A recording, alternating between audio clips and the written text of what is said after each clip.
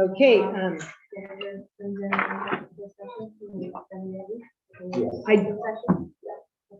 I'm not sure if anyone has told the Ivies or not, but we are going to have to do our closed session at the first part of the meeting because the attorney that's helping us, that was the only Well, I'm time well he had- aware of that, but it also says that people are gonna take public comments Yes, on the closed section, and I'd like to make a public comment if I may. yes, matter of fact, that was the next order of business. Please. I'm here tonight to be the spokesperson and state the concerns of the citizens on Horizon Drive, as well as the community at large. I've received calls from neighbors about their concerns that closed sessions were scheduled at the beginning of the meeting, eliminating their participation in the monthly scheduled meeting. There were several people, community-wise, that wanted to attend, change their schedules, canceled travel, and made babysitting arrangements to attend, and now they don't know when they're to come. They felt very strongly that this was a deliberate action to block their participation. They also expressed concerns that the cost of having an attorney present at nighttime meetings when the expense is at a higher rate. Could this not have been accomplished by having a 30-minute Zoom meeting between the directors, the secretary, and the directors at some other time?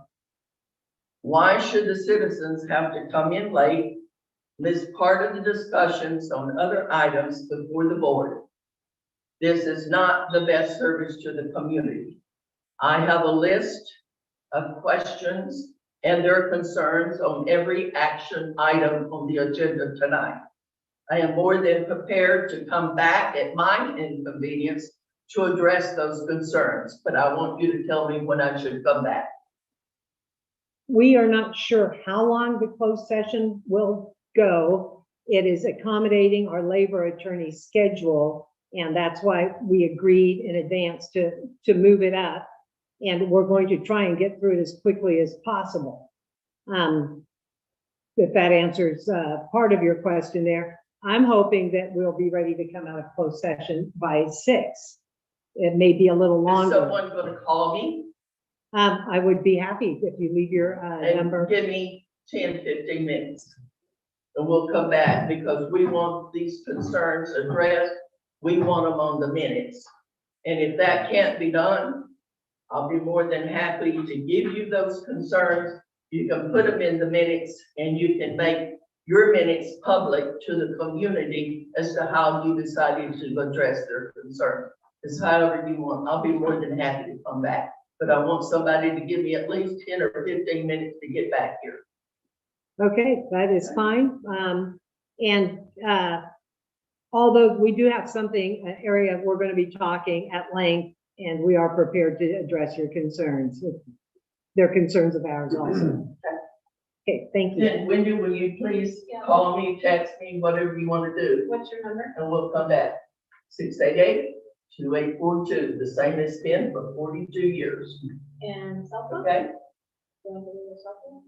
I'm sorry. You want to give me your cell phone? Yes, 451-2628.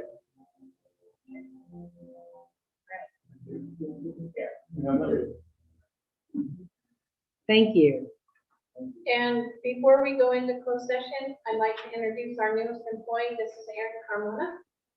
We have Hi, Director Erin. Redfern, Director Van Pelt, Director Beard, Director Jones, and Rick Dallas, our lead. Nice to meet you all. Just wanted to introduce myself. Been here for 2 weeks and so far really enjoyed your job. So look forward to seeing more of you out and about. Welcome aboard. Thank you. Thank you. Well, for that, I'll get to your business. All right. See you tomorrow. You want to shut that door? Thanks. And I don't see anyone in the waiting room. Just make sure if anyone else has a public comment. It doesn't appear. Okay. We're going into closed session at 5:38. How do we manage to always seem to be in the poop pile with her? She's feisty. I was thinking the same thing, Director. No, We're a and little overwhelmed by her continued badgering and disappointment. To be frank, but well, and our public has a right to comment. We do not necessarily have to engage. We have a long-standing relationship with Miss Ivy, so I do engage a little more with her. But people are entitled to make their comments. If it escalates to a point where it is disruptive to the meeting, then we stop the meeting. But so far, that's just her expressing her opinion. what about the meeting, a couple meetings previously where I don't think her comments were comments, they were personal attacks and they went well overboard and we didn't seem to have said anything to stop it. When do we as a board, when is it proper, or do we just allow someone to vent? Maybe- Basically, you have to allow them to vent, and we are really not supposed to comment. Well, it's our choice that as a strategy, Yeah. most boards choose not to reply, especially to angry people. But even if it's a nice, like you're great, it's their comment. It's not our interaction. So Director Beard is right I mean, there. there are times that I will correct her. Yeah. You know, Yeah. and you know, or correct someone, but it's I understand. part of the job. And yes, it's That's their why we get right. paid so much. Appreciated, right? Yeah. Appreciated. One thing boards do sometimes, and we would have a policy to limit public comments to 2 minutes, 3 minutes, Yes. 5 minutes. Mhm. But we have a pretty laid back deal without a lot of public comments coming in. She would have to probably raise her voice a little bit more or name call. And I think if there's name calling, Mhm. then it goes a little beyond a public comment, and it might be appropriate then to say, we want to hear your comment, but please refrain from asking the board.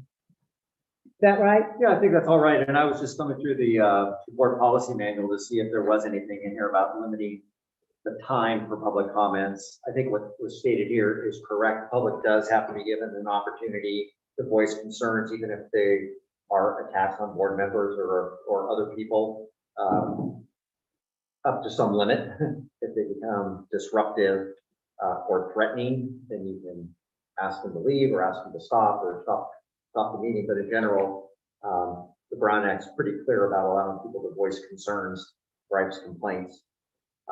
And one easy control you have is to limit the amount of time for public comments. I don't remember that we have a limit, and I'm not seeing anything here. I don't recall one here in the I past. think it might state 3 minutes, but then there's but it leaves the board's discretion to set it for whatever they want. If there's a huge agenda or a huge item and there's, a line around the block for public comment, yeah, you can limit it, as long as everybody has the equal amount.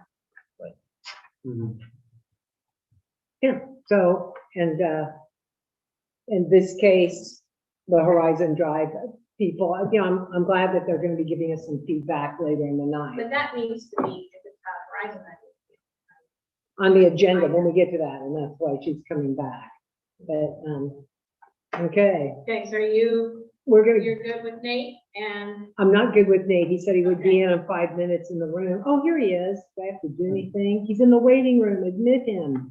I've only been doing this for 2 years, you guys. Nate. all right. You've already read the closed session, so thank you. Oh, are you recording right now? I was verifying we're leaving now. Nate. Yeah, but you can, Good evening. Okay, very good. We're just going into closed You session. need to say you want A couple to go into people session. are, so going into closed session at 5:42. Is it clear that this part of the Zoom meeting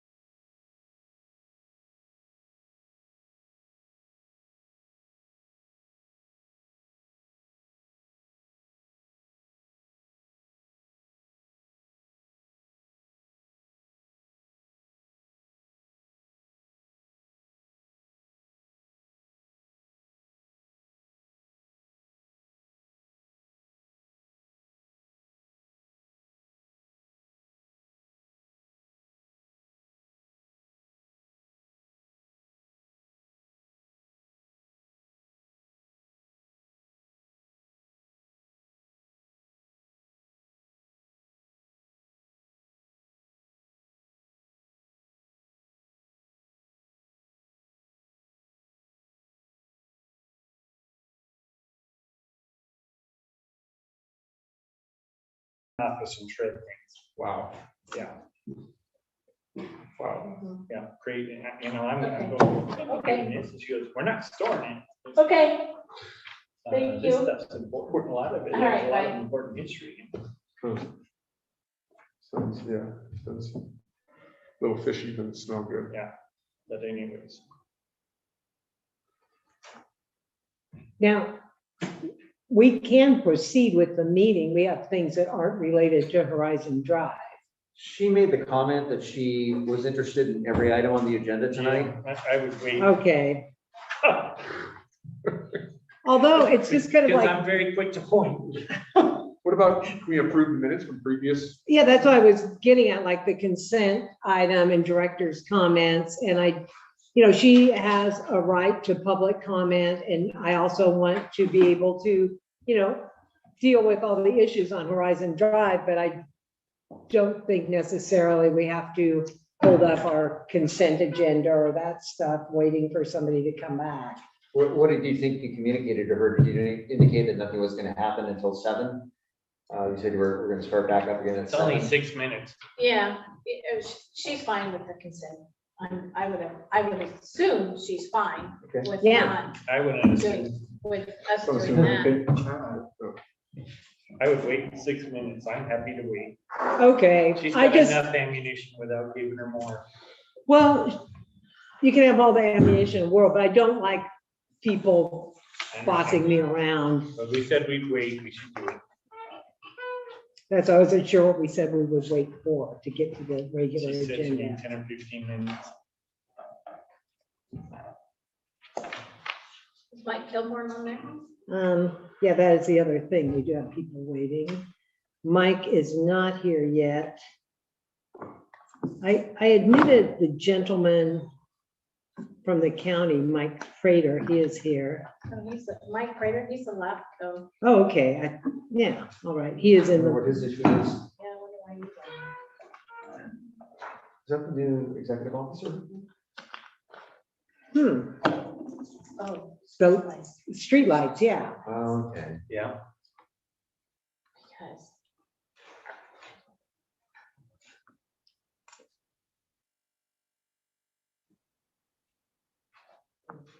I believe that we're on right now. That people in the waiting room, I admitted people that weren't here, so he is here for the streetlight issue. But we do not have the engineer yet.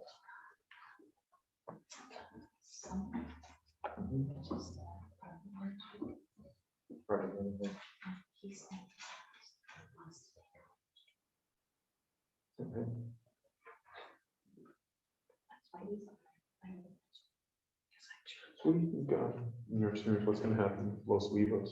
Haven't happened that long. CSD, are they gonna be able to pull together and get a, I have no idea for sure. yeah, what your gut tell you they're gonna have this, put a little processing plan, they're gonna have to find other means to drag their sewage.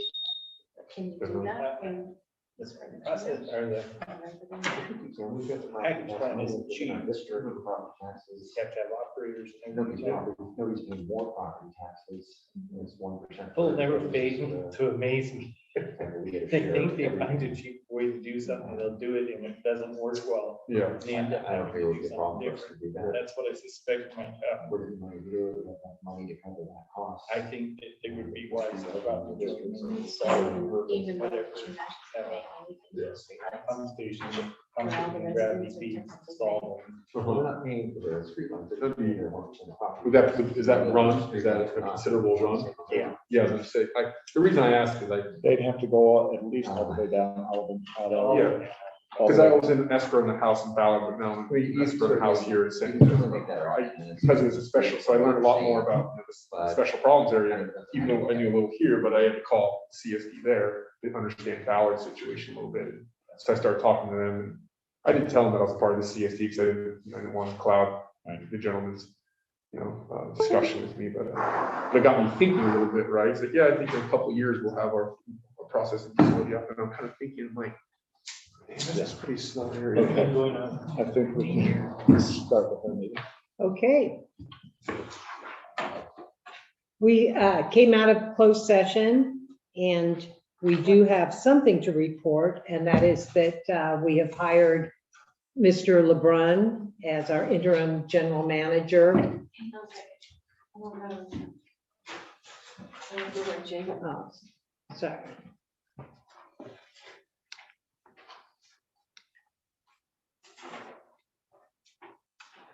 So do we want to start without Jay?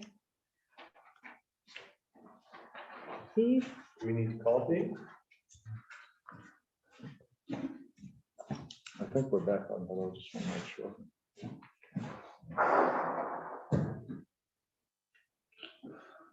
Are you ready? Oh, it is, okay. Okay, because it's not on the screen.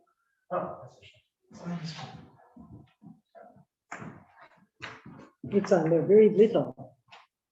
Yeah, you're good. You know, this is just you. And the idea is if anyone else logs in, you see them there. Oh, Okay, very good. Yeah. Oh, thank you.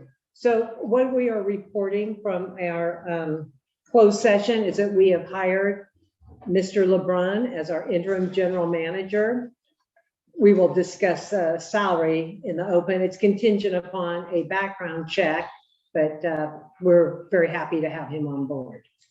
And the vote on that was unanimous, 4-0. And what time Okay. Did you come out? 6:44. Went in at 5:42.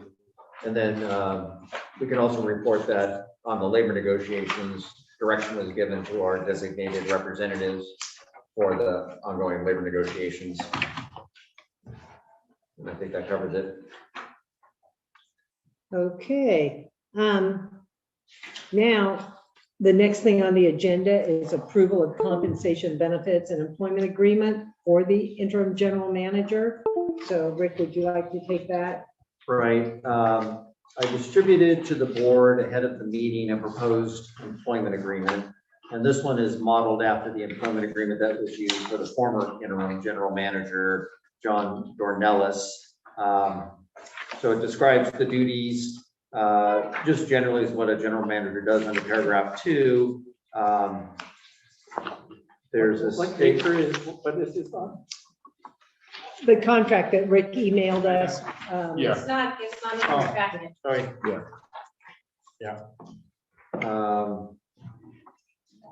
And I'm thinking that there was a statement, oh yeah. Employees' duties will also include assisting an employer with the recruitment and transition of a new permanent general manager. So that's one of the duties. The hourly compensation is $125. And it's estimated that'll be 20 hours a week in the office, 2 days a week, maybe more hours on the weeks when there's a board meeting. In terms of benefits, really the only benefit that's being provided for is reimbursement for commuting mileage round trip from the employee's residence in Arroyo Grande, and that's at the IRS mileage reimbursement rate, whatever that current rate is. No paid holidays, vacation time, sick leave, health, dental, vision, or retirement plan contributions. The term of the agreement just continues until it's terminated. So it's terminated on mutual agreement, or either party can unilaterally terminate it on 15 days notice. It terminates on the employee's death, and the employer can terminate it with cause without any advance notice. And cause are pretty serious acts of misconduct, dishonest acts, abuse of authority or indiscretion, insubordination, failure or inability to perform an employee's duties in a competent manner, conviction of a felony or any crime involving moral turpitude, or willful breach or habitual neglect of employees' employment duties. So those are some of the key provisions of the employment agreement. Like I said, it's very similar to the agreement that was approved for interim GM Dornellis. And if the board, I guess the recommendation is being made to approve this employment agreement and the compensation that's provided for in here and the benefits that are provided for in the agreement. And it would be subject to a background check, which would be completed in the next few days. Okay, are there any public comments before we go to the board for discussion? Don't see any public comments on this issue, and I don't see anyone online wanting to make a public comment. So, do the directors have any comments before I ask for a motion? Okay, so is there a motion to approve the compensation benefits and employment agreement for interim general manager, Mr. LeBrun? I'll make that motion. I'll second it. Motion made by Director Redfern and seconded by Director Beard. Okay, so we have a motion by Director Redfern and a second by Director Beard to approve the compensation benefits and employment agreement for interim general manager. We'll do a roll call vote. Director Redfern. Aye. Director Van Pelt. Aye. Director Beard. Aye. Director Jones. Aye. Motion passes.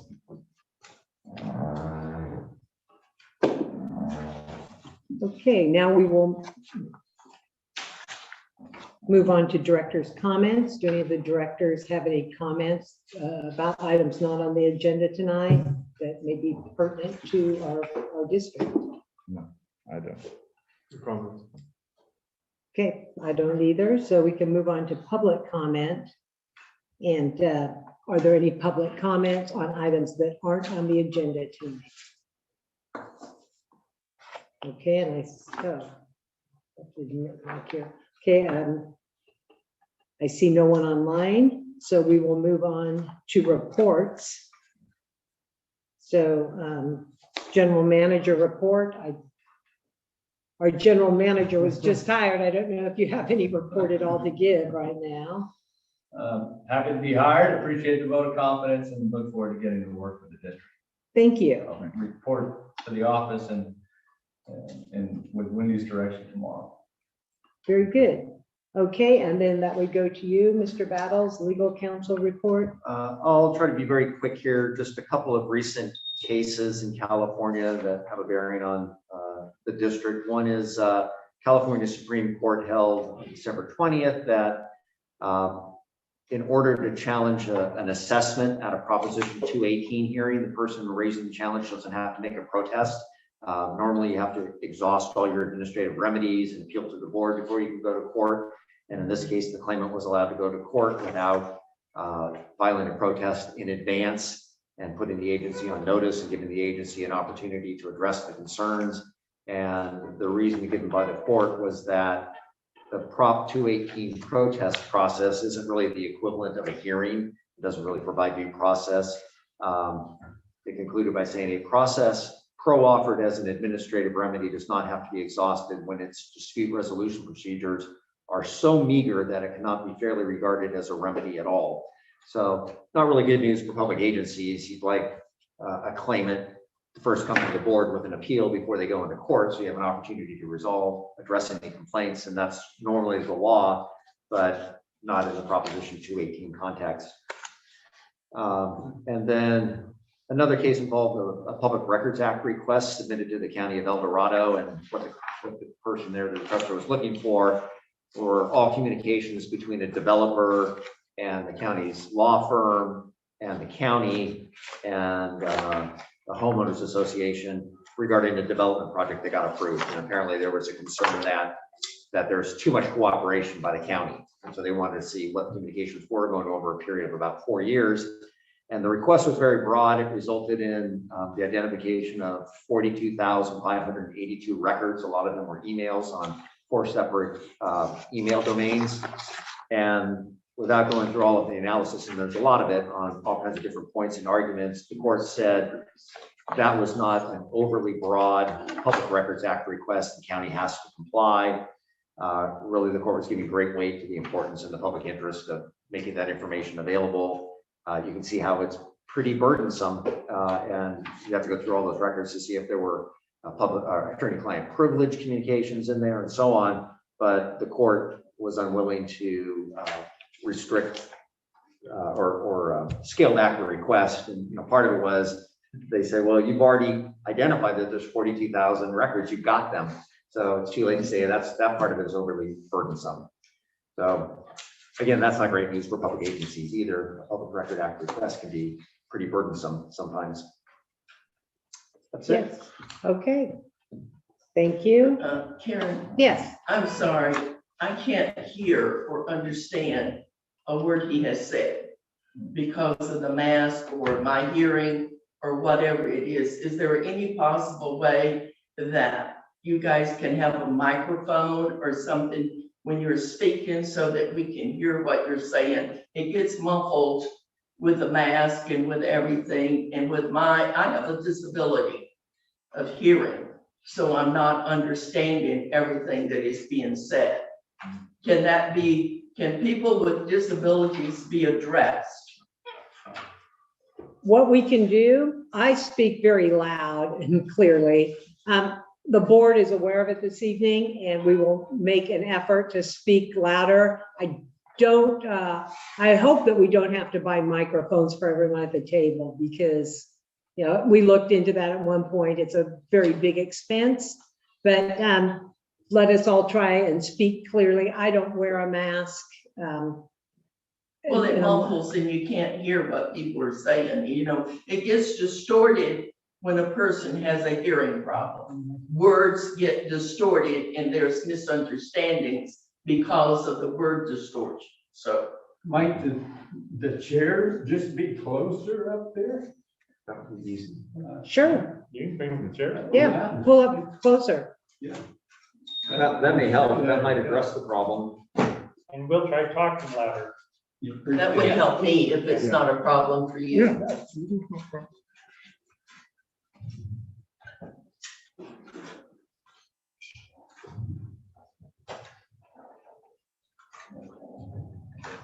Thank you. You're welcome, and let us know. Everybody makes their own choices on masks. Some people lower them when they're speaking and leave them on otherwise, but however each director wants to Well, I'm handle sure it. it's me, darling. I'm sure it's my disability, but because of that, I shouldn't be denied knowing what's going on. So, Okay. Now we are going to go to the Secretary Treasurer report from Wendy Berry. All I have is you met the new hire, and all the other issues will be talked about tonight as we go through the items. Okay, thank you. Committee reports. We have spoken already. Frank and I have met. Director Beard and I met and discussed the replacement of the GM, and I'll let you talk about that a little bit. But we will be working closely with GM LeBrun, and we're going to start off with what Director Dornalis gave us, and that we have reviewed that again, but we will have some questions and take feedback. But go ahead. We basically are using some of the same recruiting materials as we used when we recruited Mr. Acosta. We are reviewing the salary, and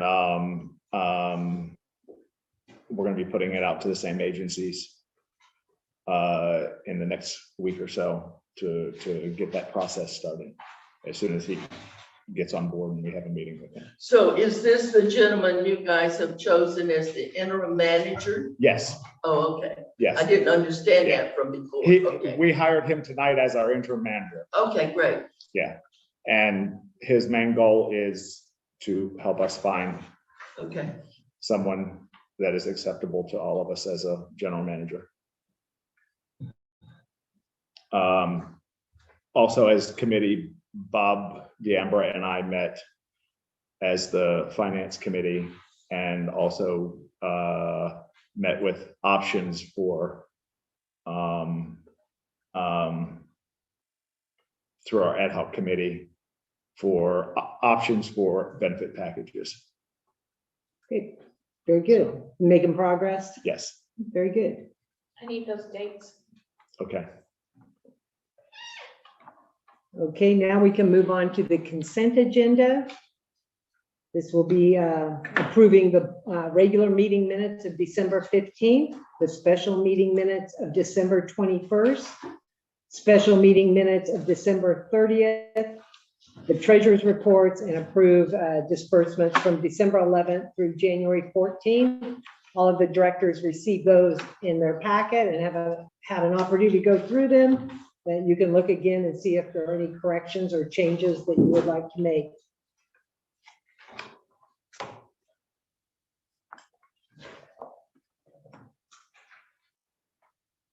I've reviewed them. I make a motion that we approve them. Okay, Director Beard has made a motion that we approve the consent agenda. Is there a second? I'll second it. Okay, we have a motion by Director Beard and a second by Director Van Pelt to approve the consent agenda as presented. We'll do a roll call vote. Director Redfern, Aye. Director Van Pelt, Aye. Director Beard, Aye. Director Jones. Aye. So the consent items have been approved. We'll move on to action items, starting with 9A. And this is consideration and action regarding Horizon Drive sewer line repairs. And I would like Wendy to fill us in on that. Okay, at the November meeting, the board approved the notice of completion for SCI and the Horizon Drive mainline extension project. The total project was $1,332,254. In the contract documents, the district has a warranty for a year. Starting December 20th, we got a lot of rain, and that started to have some sinkage over on the easement on Mrs. Larson's property. Jose contacted SCI. They went out and they repaired that one on the 23rd. Well, on the 24th, we got more rain, and the sinkage continued to grow. Is Mike Kilmore on? Yes. Okay. Okay. So I contacted SCI on the 24th. Doug Clay went out there. He looked at the damage. He emailed me and said, there's nothing that we can do. We have to wait till it dries up. Jeremy went out on the 25th to just assess the damage to see if we needed to put up caution tape or sticks to block it off. And then we proceeded to get more and more rain. So I think on the 7th, Mrs. Larson called me and said, I have a lot more sinkage. Can you send somebody out here? And so Doug Clay went out there, and it's substantial. You can look at the pictures in the packet. We took pictures and I dated all of them. Doug did go out and he put up caution tape for safety reasons. And Mrs. Larson refused for him to take the equipment across his driveway. So he was going to fix it that Saturday, but without having access to the driveway, he would have to bring in wheelbarrows of dirt, and that wasn't really feasible for him. So Mrs. Larson is still refusing to allow him to use the driveway. I contacted Rick and we looked over the easement documents, and he can elaborate a little more on that. We do have access to ingress and egress, which we could use her driveway. Doug Clay was willing to put down a heavy tar paper for the smaller equipment to drive over. He says the smaller equipment does have rubber tracks. And so with the paper down, he said there shouldn't be any marks left on her driveway. She did ask and have communication with Doug about putting in an iron gate for future access, so we can repair. If we have future repairs or we need to access her property, we can access it through the iron gate. And then he did talk to Mr. Hart. Mr. Hart would give him access, but Mr. Hart also complained that the manhole is too high still, and when he hooks up his truck and trailer, it moves his truck when he drives over it because it's not flush with the ground.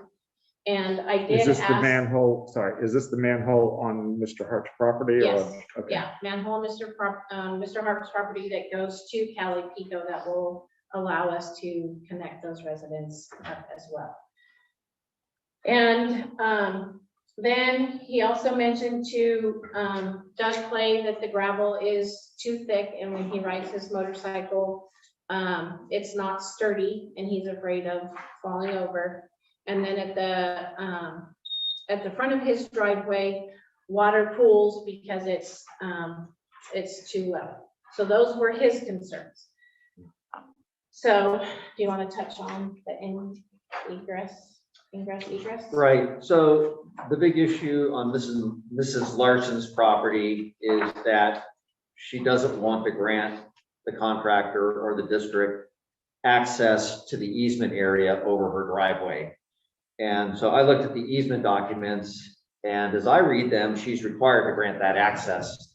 The document says that the district shall have the reasonable right of ingress to and egress to from the easement, which means that you have the right to get to the easement, you know, over the property owner's property.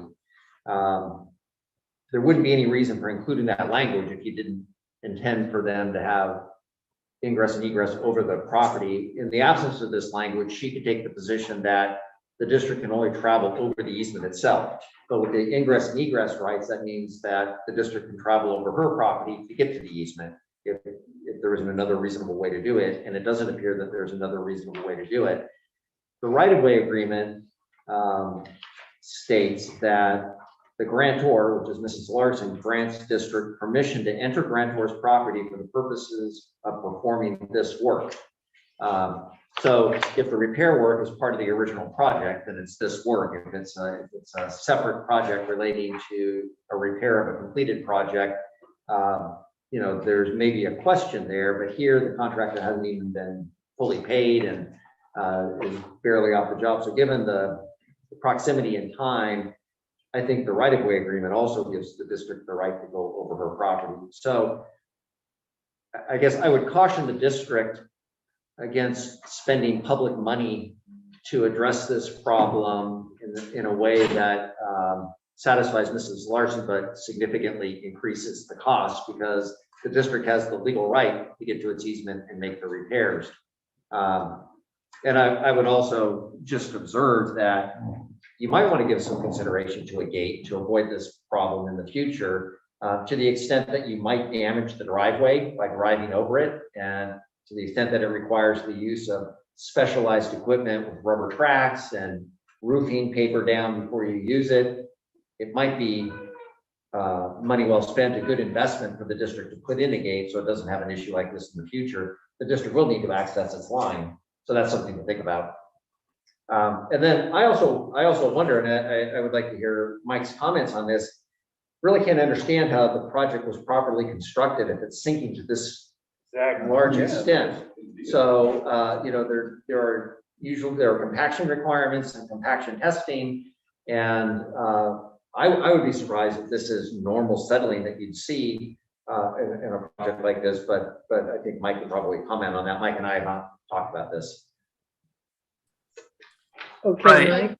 Yeah. So, this is a little bit more settlement than I would normally see in a situation like this. But this is the kind of thing where once you get a little bit of rain and it kind of creates that channel and it starts settling, that channel, you know, tends to collect more water. And I think what has happened here is that channel kind of became an alternate drainage and it turned into a river, and it kind of exacerbated the settlement issues.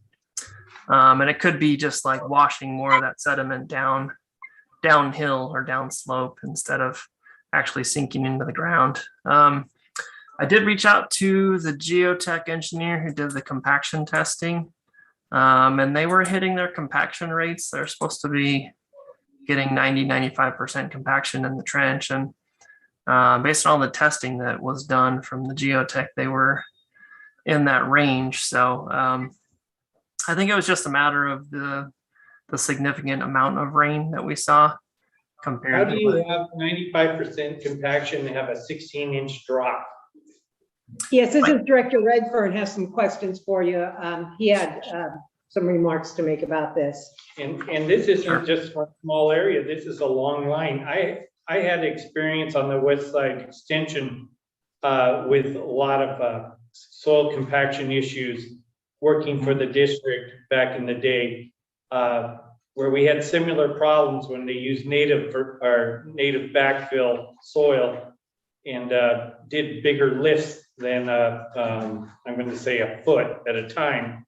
They didn't get their compaction. It bridged across the top, and then once we had rain, it fell similar to what you had, and it continued to fall for several years. I would love to know how many compaction tests they did in this area and where. You also yeah. had mentioned another concern, I'll let you get to with the wall.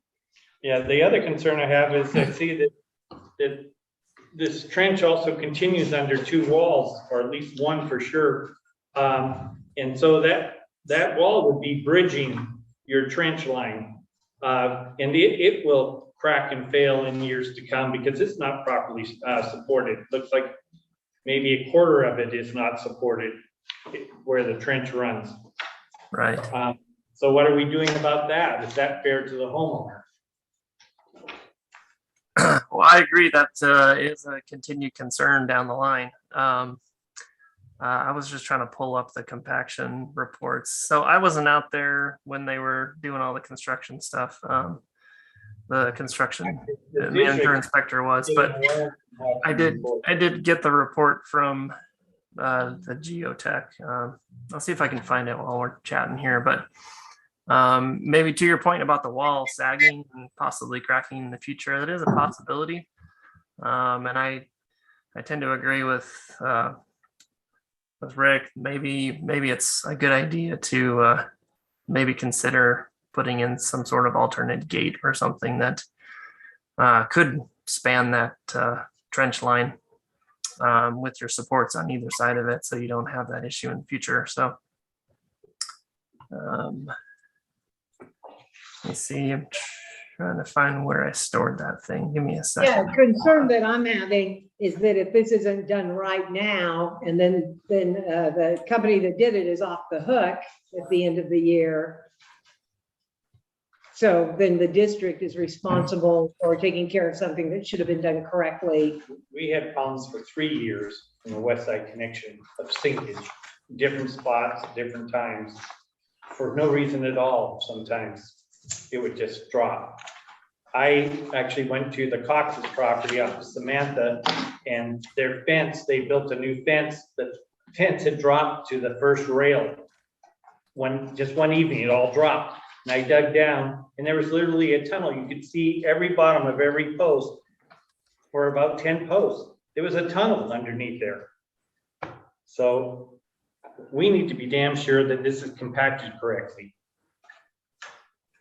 And so Is there a way for us to bring someone else in and do a compaction test?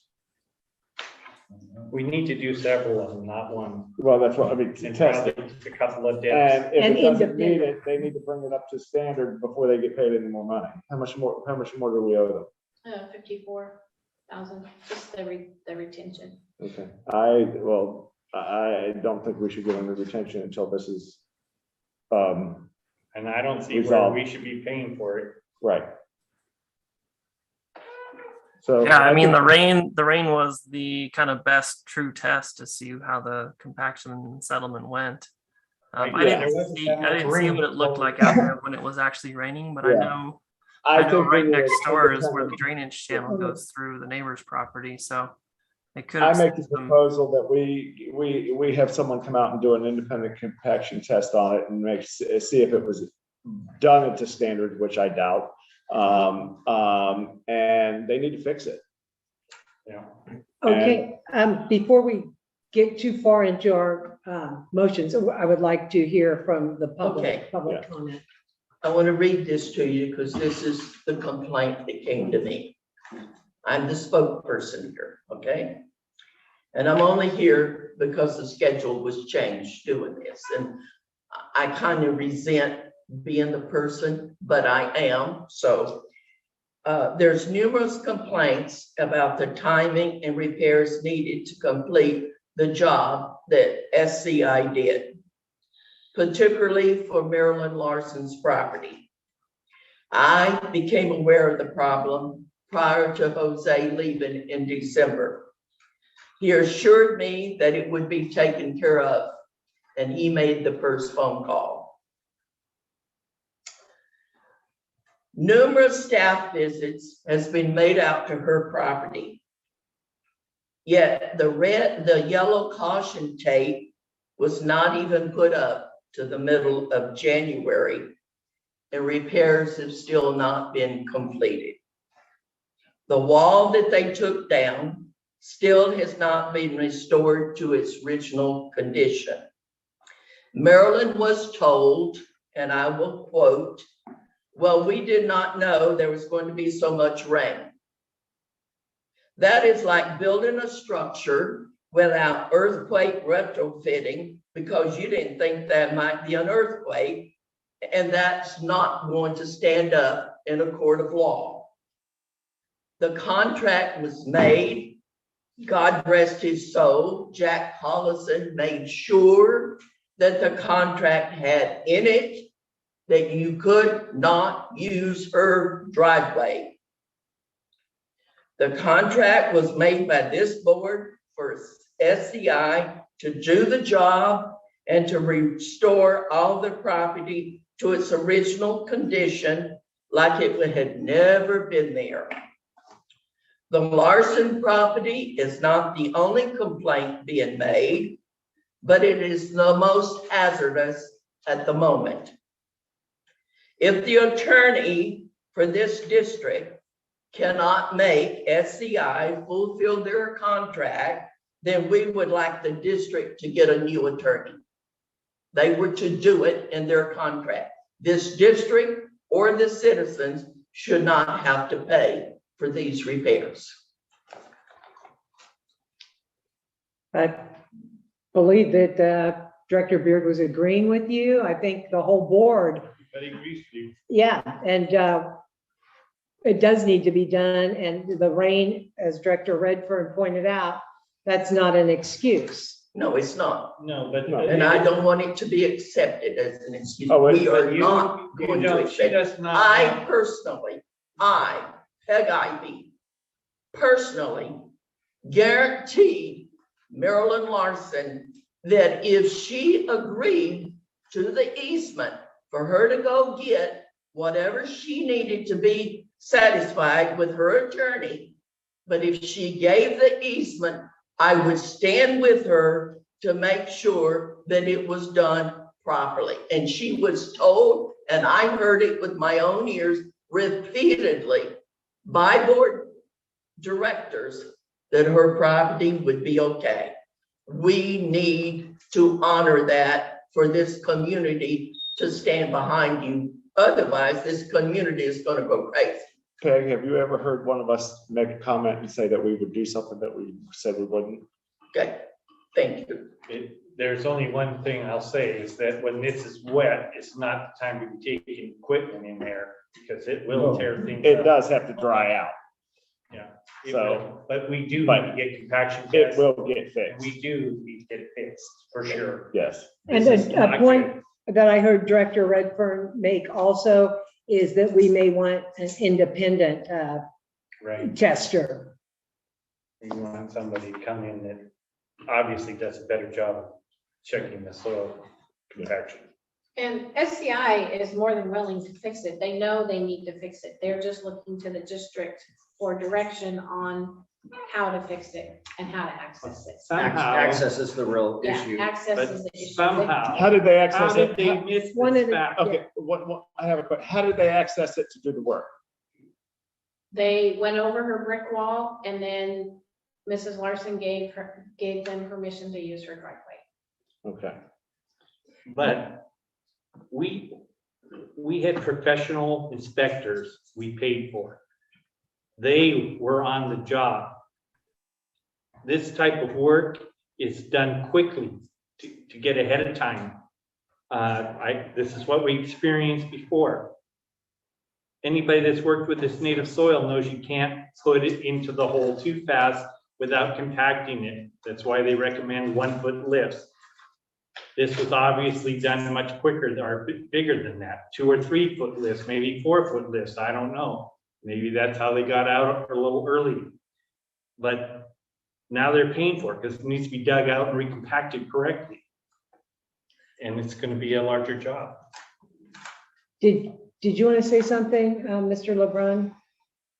No, I think I'll look forward to engaging with your engineer on the job and understanding who the geotech is, looking at the standards and specifications. I think everyone's right. There's the pictures I'm seeing here, there is no excuse for this type. This is settling, it's not erosion. And then we'll have to interface with. The material's not even moved to show any water movement on the material. And I know especially, I know Doug played. And they, yeah, it sounds to me like clearly they would be on the hook for this. It's this access question.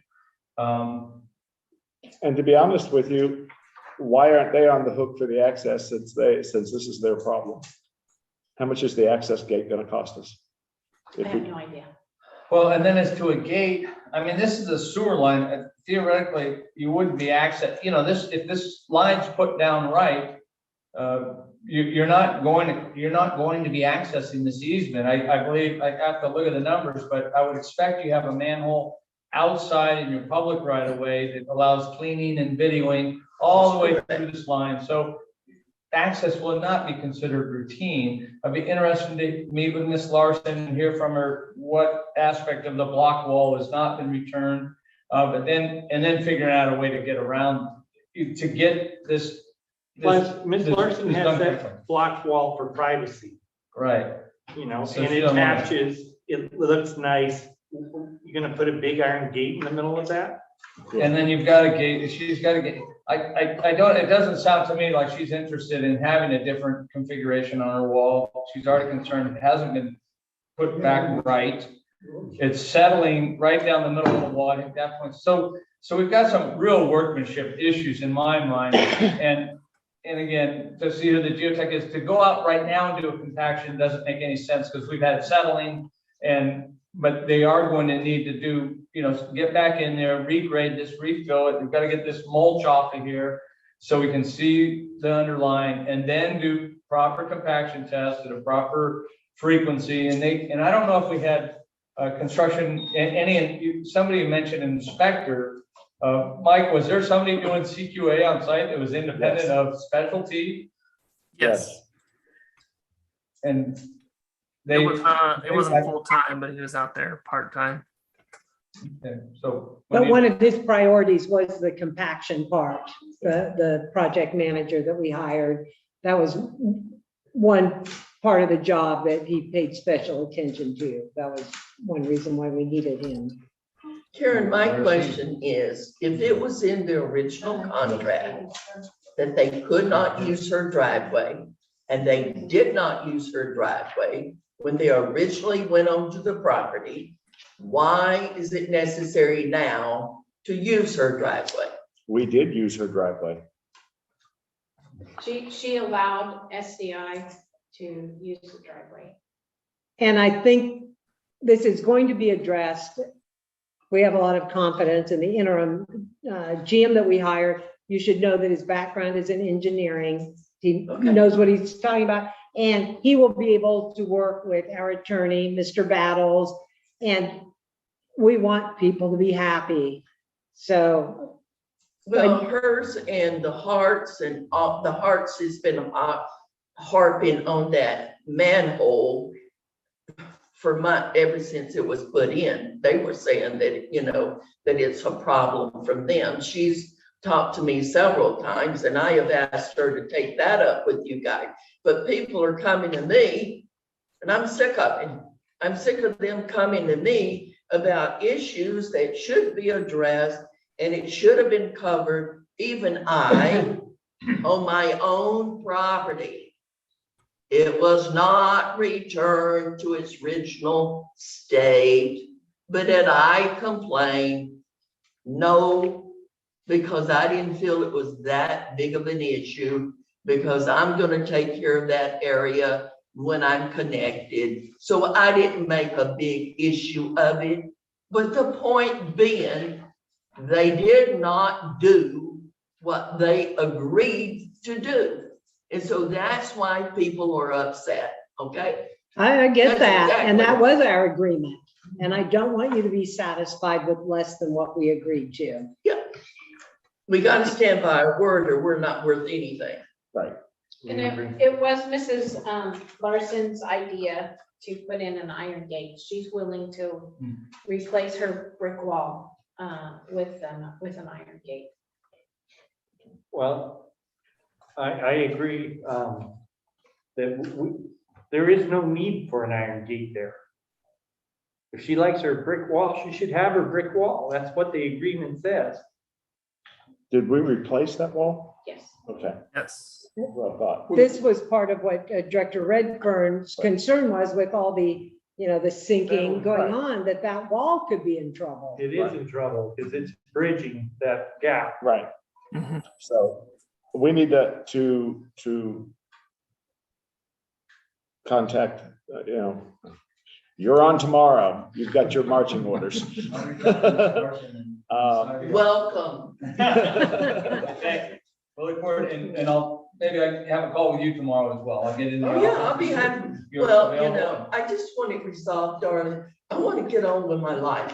I think there's agreement Yeah. on that topic right there, and so we'll talk tomorrow. Maybe you can lend introduction to Ms. Larson for me. Okay, I'll be happy to. Yeah, I need to see the site. Yeah, she's upset that she's not here. And she made arrangements to be here and then she couldn't come at a later time. So, okay. We're sorry for that. Yes, and That's we part of my didn't, fault. we did not change our schedule to prevent that. We had somebody that we needed to meet with who was only available at the beginning. And so we made that choice, and I apologize. Well, we should put the community first. That's who you serve. That's why you're here. That's why we have a community service district. And, we can get into that on the next item, but Yes, well, the decision was made in order to best serve the community. We had something that we needed to resolve, and we do think of district first. It wasn't because somebody had a dinner date or something. We need to get some business done. So Karen, this is not your first rodeo. This attorney has been here for a long, long time. this is a different attorney. Was it him? Yeah, our Well, labor but ever attorney. since you've been here. No. This was a different attorney Yes, that we we- were on Zoom with. Yes, we're in the middle of our labor negotiations right now, and to move things along and get things done in the most efficient fashion, we accommodated his schedule tonight. Normally, he's able to accommodate ours. So this is a one-off, and we will try and avoid it. But also what I wanted to say, I think that you're going to be able to work well with our new GM. And you said people are coming to you with complaints. You're that person in the neighborhood, but feel free to have them contact him. We have a full staff. The holidays are over, so that should help you also. Okay, so on this, what are we going to do? Because it's time for us to get some direction. I think we've basically given direction to the interim general manager to contact, first go out there and assess the situation, which I know it's already been looked at, but first so he can see it, and contact the contractors and get this fixed as soon as possible. And how do you want him to fix it? That's the issue, Yeah. is how is he going to access it? I think staff is looking for some direction with respect to the access issue. The access I'm issue. giving you my opinion that the easement says you can go over the driveway to get to the easement. The easement deed says that, Mrs. Larson is saying otherwise.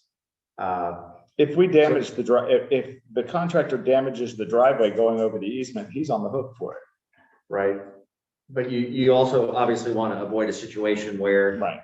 somebody's laying down in front of the tractor or comes out with a shotgun and says, off my property. It could theoretically take a legal determination, the court to say this is what the easement provides for and issue an injunction for the property owner to allow access. I would hope it wouldn't go that way. I think that we should do everything we can to avoid an escalation like that. Right. And so I think we were looking for maybe some direction from the board. If there's any direction you can give us on this issue. I think the direction, what I heard was that we're going to empower Michael to reach out through Mrs. Ivy. to Why Mrs. can't we go Larson. up through excuse me, I'm sorry, I didn't interrupt. Why can't we go up through San Dakota? Think we have to go over the Hart property to go that way and take down the fence. You have to take down the fence, Fence is inexpensive. and it still would solve the, We're gonna need to take compactions of that whole area. because you have it on the front of the brick wall in her front yard as well. Well, the brick wall's history really is, in all truth, with the way that that's settled right up to the wall, most likely it's settled under the wall too. There's no way to get compaction up around the footing from the bottom. Right. Except for pouring it full of cement all the way down to the pipe. So that'd be one way to address the access issue. Take down the wall since it's going to have to be replaced anyway. Then we sidestep it. But I would like, the very first thing is for our new general manager to go out, make contact, Yes. assess the situation, and, you know, I'm confident that Mr. Battles is right, that we have the legal right to use the driveway, but I would like to see how it goes working with the general manager, and when you talk to the property owner, we've given some suggestions, and you can evaluate the different ways to go. And one of them might be, since the wall's coming down anyway, that's the way to go in. But it's hard to really comment without you really getting a look at the property and the layout. And I would suggest too, maybe it would be good to have that, that gate, just in case in the future, if the compaction is not completely solved, this go around by the contractor, that if it were to happen again, they would be able to access in the future as well. So my question is should the contractor be on the hook for taking down the wall and the gate and putting in the gate? It would seem to me that if the wall has to be replaced, the contractor should be on the hook for that. To the extent that we're changing the design, so we've got better access in the future. I don't It'd think be cheaper for him to put the gate in and put that brick wall back. there'd be a credit for that. Yeah, because if that brick wall fails, they're going to be on the hook for it anyways. So I think you make a good point. So I say we move forward with it and see about taking the wall down and having the contractor put in the gate instead of the wall. I think I have adequate direction, and I'll be reaching out initially through, and starting tomorrow, Ms. Ivy, then Ms. Larson, meeting with Doug Clay, meeting with Mike Buchanan, engineer here, understanding who the geotech was, and as well our quality assurance person. But I do think, and Director Redfern pointed this out, the wall is compromised. And because of the settling that's gone on this entire length of pipe, which is clearly a workmanship issue. So I think the district's in good position that with the contractor, and we're going, let me work on that a bit, and we'll be back to brief your board. If we have something that we have to take action on, then we can deal with it. But I think within a month, that makes sense. And again, briefing Ms. Larson on what the timeframes for this repair, and Mr. Hart as well, and the entire community, what the timeframe looks like. But I think we need to get back in there. If we're going to go back in, let's go back in one more time. Let's get this right, get the compaction right. And if Ms. Larson's open, Ms. Larson's open to a gate there, since we're going through the wall, we can talk about it. But that's design change orders. Then you open up a whole nother thing with your contractor, and you'd think a gate was cheaper, but I assure you, if he's on the hook for taking this wall down, putting it back, a gate could become very expensive because it's a change. But we'll take a step at a time with it. But it has to be Mrs. Larson's agreement for that gate, for sure. Which I heard Wendy say that she was open to that, but she's changed, she's But flip-flopped a little over. With Mrs. Larson, make sure you have it in writing. Yes, Right. make sure. And it sounds like even that can, She thought she had it nailed down to start with, and now she got a little inflexible since it didn't work. Yeah. Well, I don't blame her being, Yeah. it's supposed to be done and it was supposed to be done right. Right. And this is now Right. a big inconvenience again. I also think that while you're out there, that, I can Ms. handle Ivy's, Mrs. Larson well, if we will just be reasonable. but I also think it's important that if yours wasn't returned to how it should have been, that is also something that should be part of, you know, And the when we manhole talk. cover that needs to be lowered. Yes, and You know. is that a different agenda item? No, that's the same Same, one. okay. I do have a question. Mike, did you happen to be able to review that, video of the line? You're muted or. Oh, Oh, yep, you're there we muted. go. Yes, yeah. Yes, I did get a chance to take a look at it. And from the looks of the video, I don't see any significant sags anywhere in the line. So it looks like the trench zone of the pipeline itself is in pretty good shape. All the settlement that happened is above the pipe. Okay. So in that regards, I think that's good. Okay. So I also, reached out to SCI and asked them to give us a quote to lower that manhole. And, Doug Clay came back with a cost of $5,599.72 to, lower the manhole. That includes, mobilization, demobilization, remove, surround gravel, surfacing and stockpile, demo existing concrete collar around manhole framing cover, remove framing cover. Excavate of existing manhole down to the second shaft, approximately 4 feet deep. Remove 24-inch by 48-inch eccentric cone and lower 24-inch high and 48-inch shaft section. Install new 18-inch high and 48-inch shaft section. Restore eccentric cone. Install 3-inch by 24-inch extension grade ring grout as necessary to seal. Backfill and compact manhole to elevation, replace manhole frame and cover, install new concrete collar, clean out any debris from manhole, and strip concrete collar form and restore gravel surfacing. Okay, So do you so have any additional comments, Mike? No, so basically they're just going to lower the entire thing by 3 inches is kind of what this is detailing. The reason it's so extensive is because they do have to dig out the entire cone and get down to one of the grade rings. So they're gonna have to dig down probably, 4 or 5 feet to access the ring to pull it out of there and put a shorter one in. So Why was it placed too high to begin with? Was that a miscalculation, or is there a reason that we have to fix it? I mean, it needs to be fixed, it needs to be level, but how did we get one too tall in the first place? So the manhole frame and cover was set at grade, but when they went back to put in the gravel for the driveway, I think they put in several inches of gravel, and I think that kind of ties into his complaint about not being feeling safe on his motorcycle when he's driving through there. So the gravel's got voids in it, and it doesn't really get fully compacted until you start getting all those little like silt fines in there, and it really compacts down and makes it easier to drive on. So even though the manhole is at grade, the gravel around it is, can move a little bit. So it makes the driving over the manhole a little bit more obtrusive than it would if everything around it was compacted. So I was making a suggestion that I know down at the entrance to the San Dakota, they actually buried the manhole underneath the gravel driveway by a couple of inches.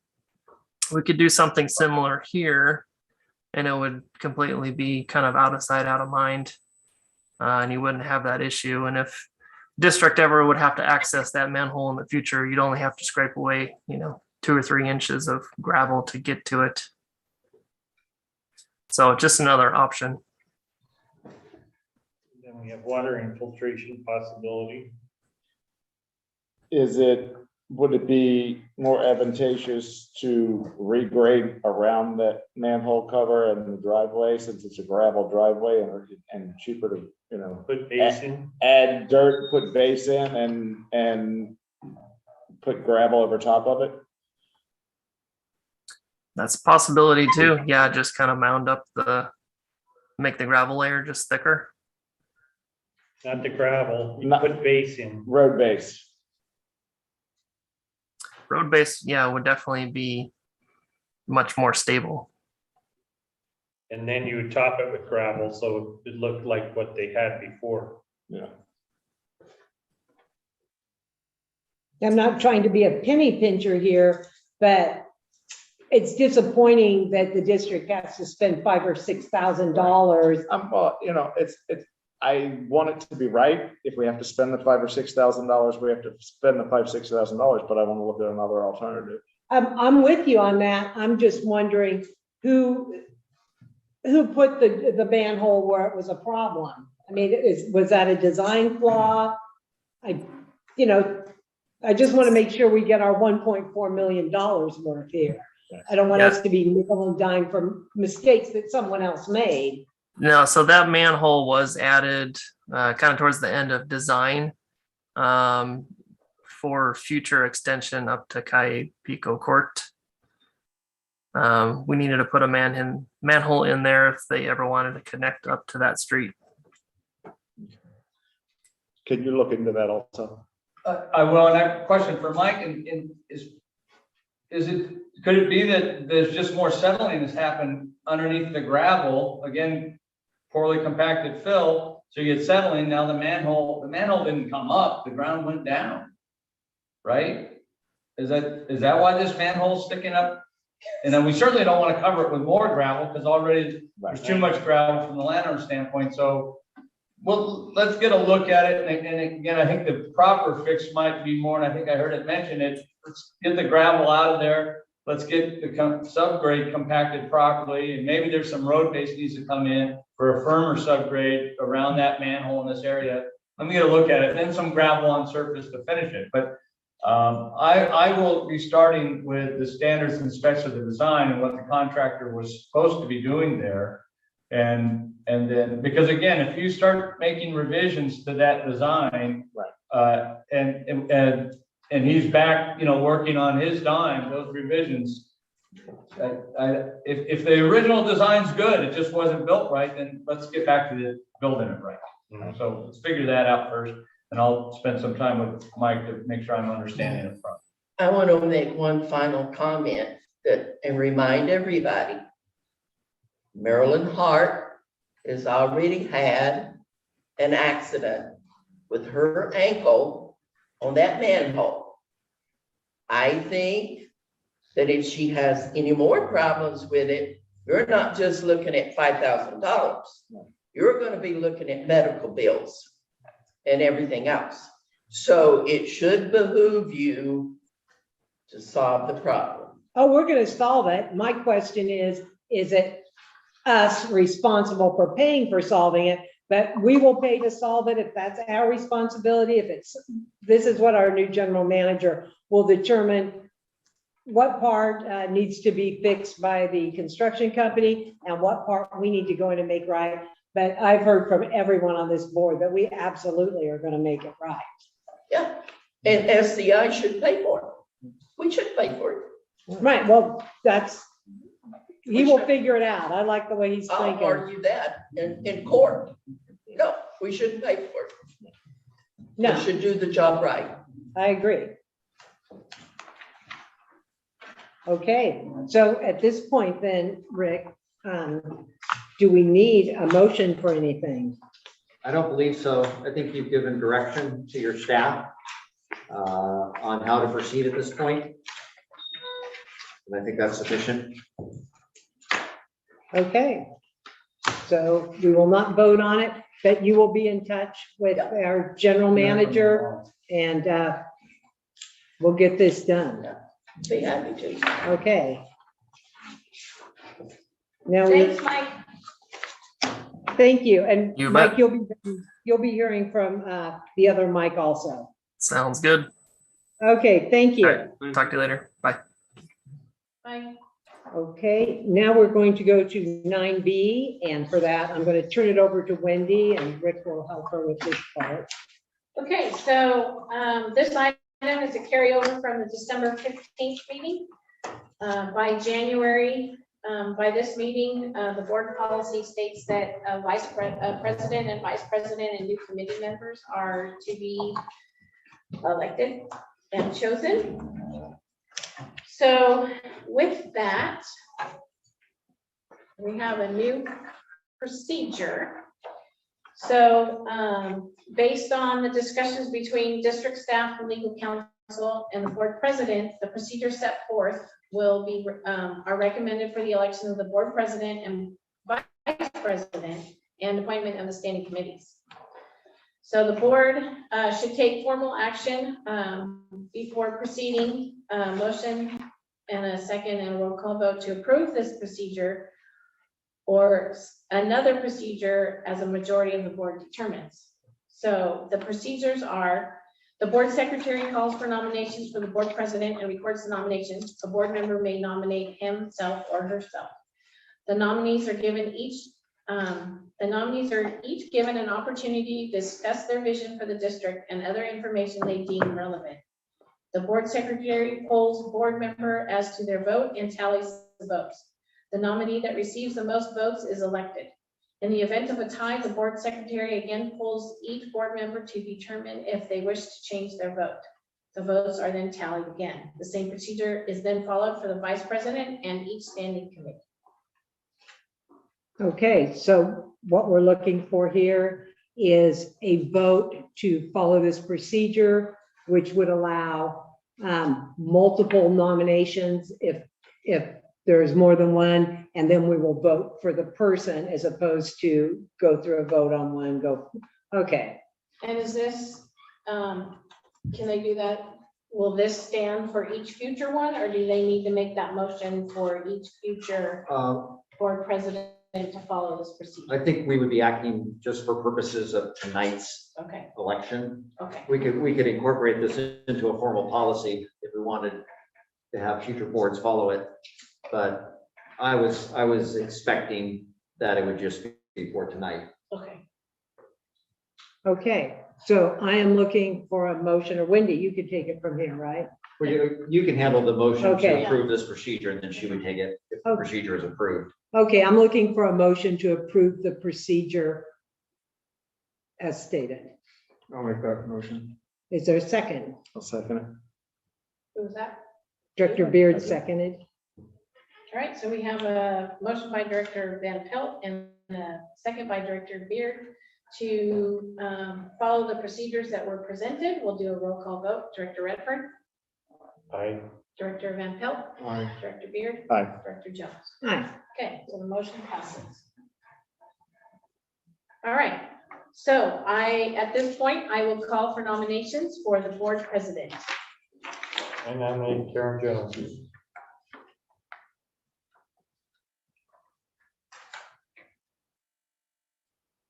Okay, are there any other nominations? You may nominate yourself. I'm gonna pass. Pass. Anybody else? No? All right, well, that's easy.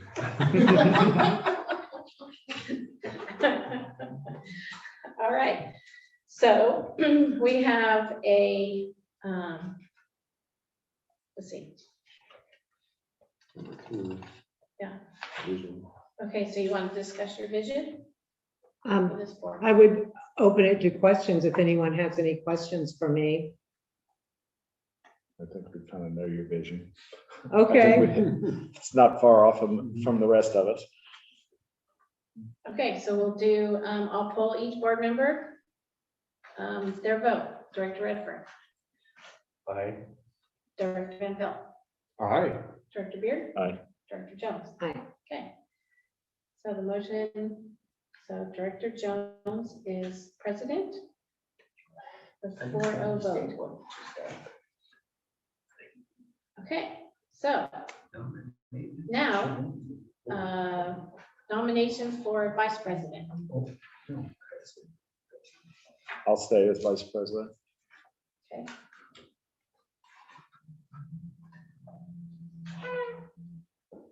Any other ones for vice president? No, okay. All right, so we'll do a vote for Director Beard as vice president. Director Aye. Redfern. Aye. Director Van Pelt.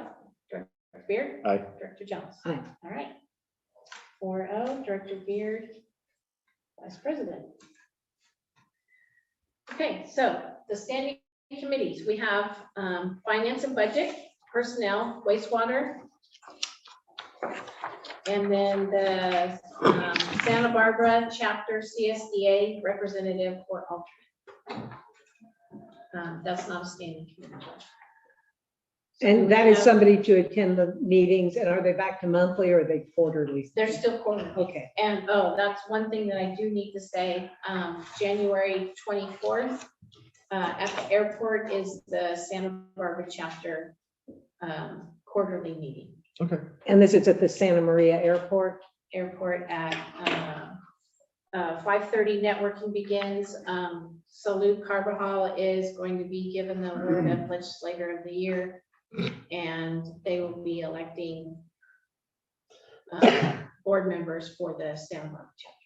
While we're talking about this, is it okay if we start with that one to see if anybody is interested in doing that? You know, this one isn't on the agenda, Oh, so it's just, the agenda says that it will be, standing committees. yeah, the standing committees, and it identifies the standing committees. Okay, so let's start then as, the- Normally it's the board president. okay, so, and then someone else can take the place if somebody wants to go. I see, okay. Yes. So then, on the committees, the first one is the Financial financial. budget. Okay, well, I would like to go and find out who's interested in doing that. If you're still interested in I'm doing. still interested in being on the finance committee. Is anybody else? I know Bob was on it Well, before. are you But he's not here. Are interested? you interested? You know, I'm only interested in if someone in these committees wants to back out. I think committees have been doing a wonderful job, and I feel learning a lot through the other board members. But if indeed there's going to be a vacancy on one of the committees, then I'm happy to step in, but I don't find that necessary for me to take someone's position who's already in a committee. It's my stance. I will say that it is a way to learn, and that there sometimes can be people that are ready to get off the committee, but we could leave it with David and Bob, and then Bob, when you talk to him, Yeah. if he feels like, oh, He's man. not here to voice his opinion, so. So let's just go ahead and leave it with Bob D'Ambra and David Beard. Okay, so we have a nomination for the finance budget committee to be with the Director Beard and Director D'Ambra. We'll do a vote. Director Redfern. Aye. Director Van Pelt. Aye. Director Beard. Aye. Director Jones. Hi. Okay. So we have Director Beard and Director D'Ambra on the finance budget committee. So now we have personnel. So I ask for nominations for personnel. For 2021, it was Karen Jones and Frank Redfern. We're still in labor negotiations. This personnel is, right, this committee, right, is still. That's an ad hoc for negotiations. It's ad hoc, but That's it- ad hoc. Yeah. And then David and I have an ad hoc one to assist our new general manager or interim. But then the only other time the personnel committee comes into play is for evaluation once a year for the GM. So, you know, we could leave that, or we could switch that around. I'm open to either. Anybody have a burning desire to be on the personnel committee? No, I'm on the other committees. I used to. Well, Director Van Pelt, is that a committee you would be interested in? Sure, yeah, if Frank is. I'm happy to stay on it, but it's been butting against the wall. We seem like we're not getting very far very fast. Well, that's a different committee. That's our ad hoc That's the committee. ad This hoc is the committee, that's- standing yeah, personnel committee which really, December, so we've got 11 months before we have much to worry about. Yeah, And- I'm good if you want to do that. Well, if we have 11 months, then, sure, it sounds like we aren't going to be active, but I'm happy to take Director Redfern's position in personnel. Okay, so it Do we would, have a nomination for Director Van Pelt? yes, And do we have any other nominations? Karen? yeah. We have a nomination for Karen. Okay. So we'll do a vote. Director Redfern, Aye. Director Van Pelt, Aye. Director Beard, Aye. Director Jones. Aye. Okay. So basically what we're doing is,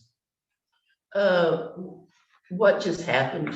okay, so we're appointing the directors to each committee, the finance committee, the personnel committee, and the next one is the wastewater treatment committee. Okay, and so did we vote on president, vice president? It's done. Huh? Karen's the president, I'm the vice president. Okay, and then these others are committee members? Yes. Okay, and so the last one left is wastewater committee, and we have not had a wastewater committee meeting in a while. No, Solvang has disbanded their standing committees for wastewater. And this is something, we can have a wastewater committee meeting without solving, and we can discuss wastewater issues. So is that a committee you would be Yes, interested I'll stay in? on the, Frank and I are on the committee. I will stay on the committee. And how about you, Director Redfern? Yeah. Okay. Okay, so we have a nomination for Director Beard and Director Redfern. Correct. Okay, we'll do a vote. Director Redfern, No, aye. Director Van Pelt, Aye. Director Beard, Aye. Director Jones. Aye. All right. And as I said, that committee may have some things that they do want to discuss in the near future. We historically have met with our committee and Solvang, but they haven't been wanting to meet for a while, but we can still move forward with their Would ideas. this committee be, handling issues related to the shoe mash processing facility? Would that kind of fall under The wastewater treatment. committee? I'm It just could. wondering. We should be meeting with them actually. Yeah, Yeah, it has not historically, Yeah. but that is something that certainly could happen. Okay. yeah. And I know I'm not an official member, but I just think for my continual, education in this, is it something that do I have the ability to be a part of the discussions? Or is it the committee, is it a? We can't meet as three. You're right, okay, you're right, okay. But what happens, the committee But if- reports back. We report back. Yeah. But if one of us can't make Yeah, a meeting, we can have someone stand in. yeah, it's just more, okay, no, understand, yeah, I forgot about that, just trying to understand more of the actual wastewater, right? A little more in the weeds to Yeah. understand some of these issues, and especially in the processing facilities. Yeah. It's a learning curve, and it would be nice to go out there and take a look at the facility and. Yeah. Yeah, so, Okay. yes, Karen, I want to, before you move on, is there public comment on this in the procedure? sure. I'd like to address what the community is concerned with, okay? They wanted to address what happened at the last board meeting regarding the election of the president, vice president, committee member. I personally, Peg Ivy, was appalled by some of the behavior of the directors. We, as the citizens of the committee, had a meeting and would like to propose for your consideration some of the following changes. We understand that a director handbook is available and it outlines the duties of a director. For items on the agenda to be postponed because a new director is not up to speed after several months sitting on the board is unacceptable to the committee. First of all, they had to have qualifications to even get on the board and should really only have 90 days to get up to speed and not have their training during our meetings. In the real world, employees are given 90 days to get up to speed, fit in, or be replaced. Maybe you would want to appoint a mentor. Frank has been around here for so long. Maybe he would be a good guy to answer their questions and be ready to truly participate in a meeting or excuse themselves and not prolong a problem that needs to be addressed for the community. When Director Beard was nominated and received no second for the nomination, another nomination was called for. When Director Jones was nominated and no second was received, you decided to second your own nomination. The community feels that is unacceptable, that you cannot second your own nomination. Now, this director position does not pay you enough money that any of you really need this job. You don't. Doesn't pay my gas here. Yeah. So we'd like to think that you took the position because you felt you could be of service to the community. Or as Director Jones has said, it could be a career move, since she was running for the County Board of Supervisors during the last election. So we want to make sure that if you're going to be the president, you've already been the president for 3 years. So the community wants to know, are you really committed to being the president and don't have ambitions to let this be a stepping stone to further your political career? Because a lot of this is, what does this say to the community? After 3 years on the job, you want to move. So I hope that you've had enough on-the-job training to continue and to put our interests first and foremost above your political career. We feel strongly that the board needs good leadership, and they really wanted the item to be postponed until other people could come and make their voices heard on that issue.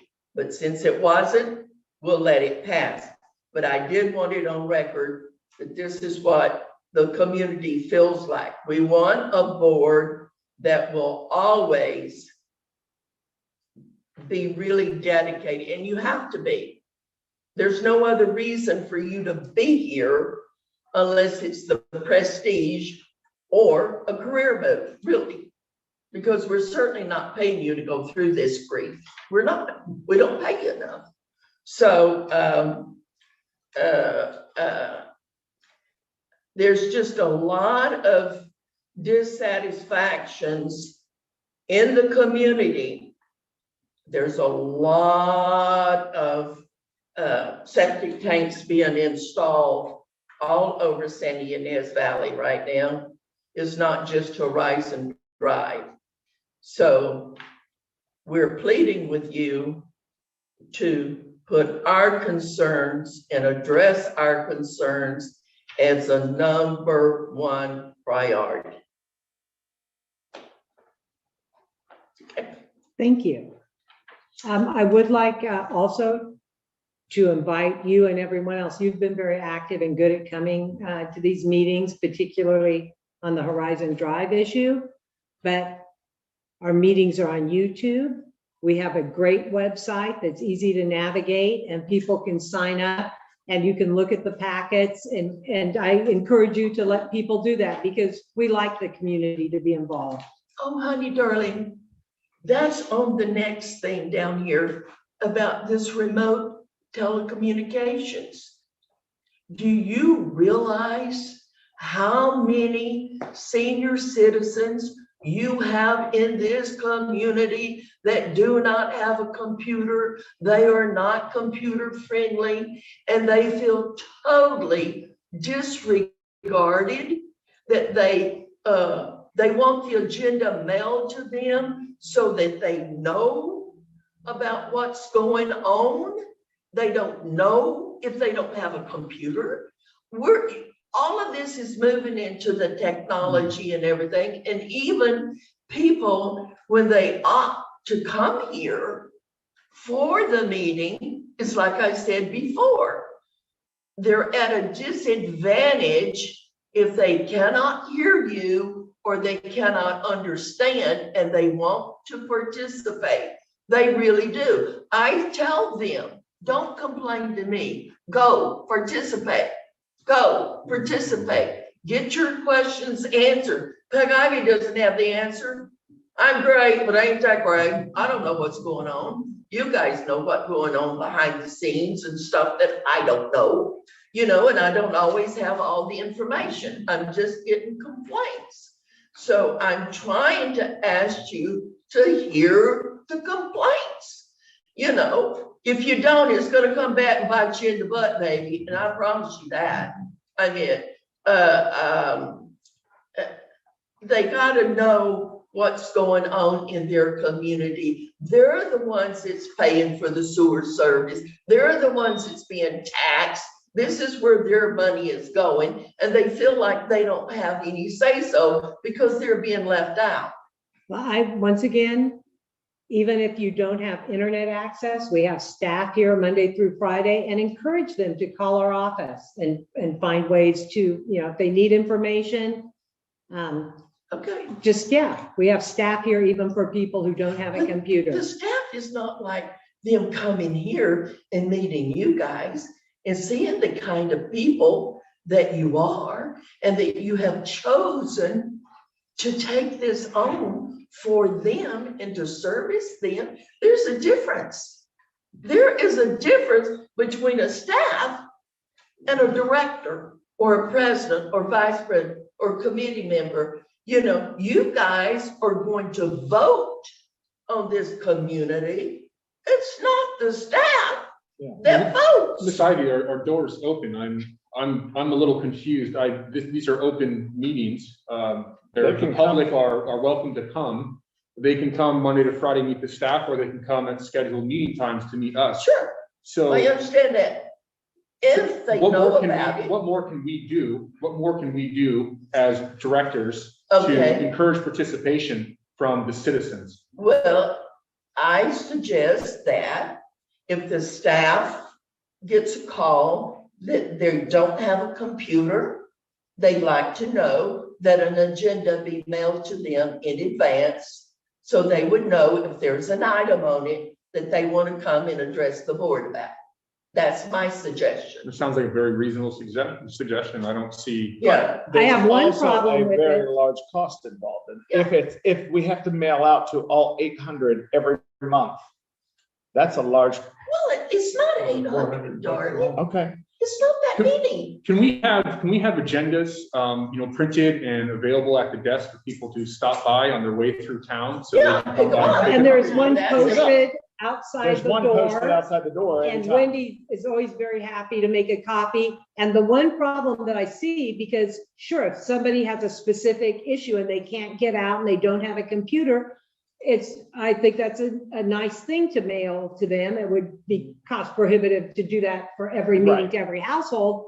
But my problem is our agenda often isn't finalized until Friday. Hopefully they would get it by Monday or Tuesday. But that would be the only thing that I could see going wrong with that. But Wendy has always been very Well, accommodating. Darling, I think if they know that if they're going to the post office or they're running to El Rancho, then they can swing by here and pick it up.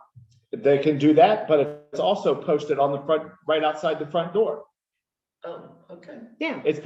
Legally, we have to post it outside the front door. Okay. Okay. Yeah.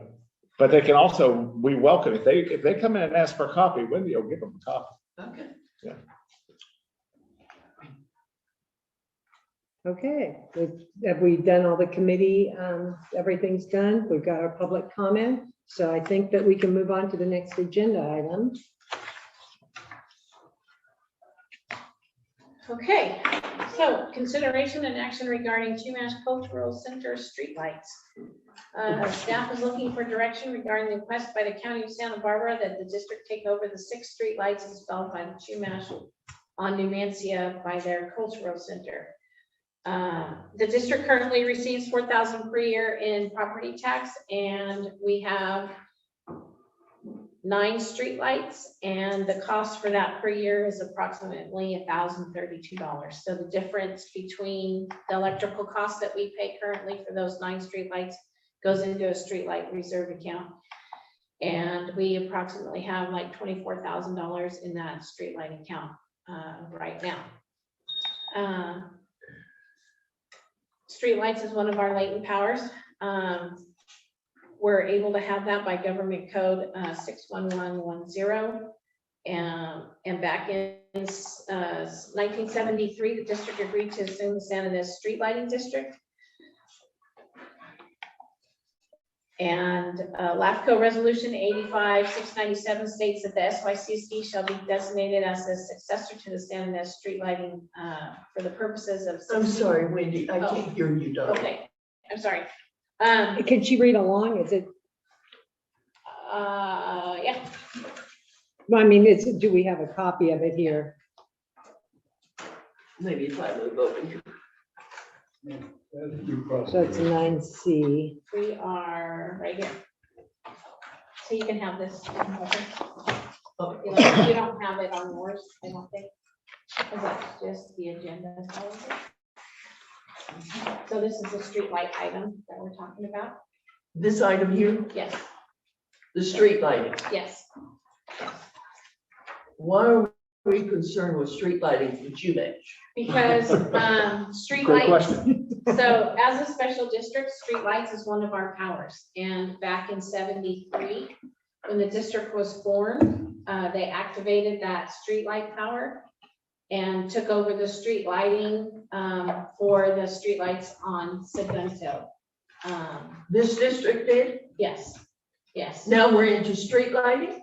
We always have been, yes. Most Not very- CSDs are Not very take many. care of sidewalks, street lighting, and sewer. Yeah. And parks. And And parks roads, parks in and some recs cases, and yeah. sheriff and fire. Well, no and- wonders everybody said, what is this And about? drainage, and there's a whole bunch of powers that we could take on. Oh, Lord. You So- do have a job. So, December 6th, I received an email from Will Robertson, who I believe is still on Zoom. He's gone now. Oh, he is.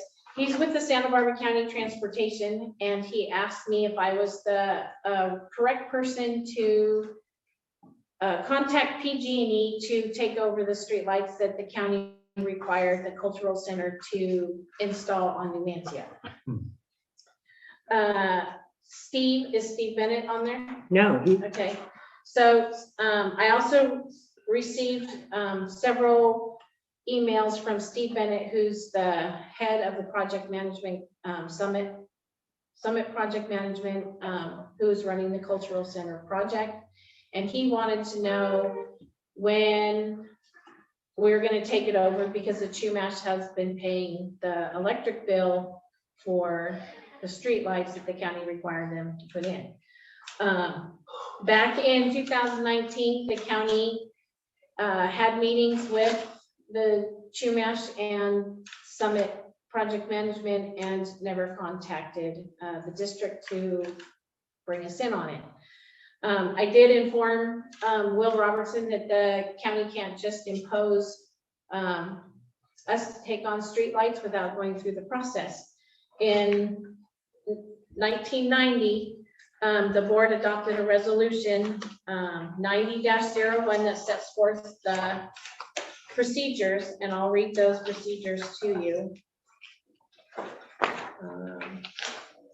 So in order to activate additional streetlights, written application for additional streetlights must be submitted accompanied by letters of support from all property owners within a 200-foot radius of the proposed streetlight standards. The board of directors shall have determined a need that exists to provide lighting for the safety and general welfare of the public using a portion of the public right of way.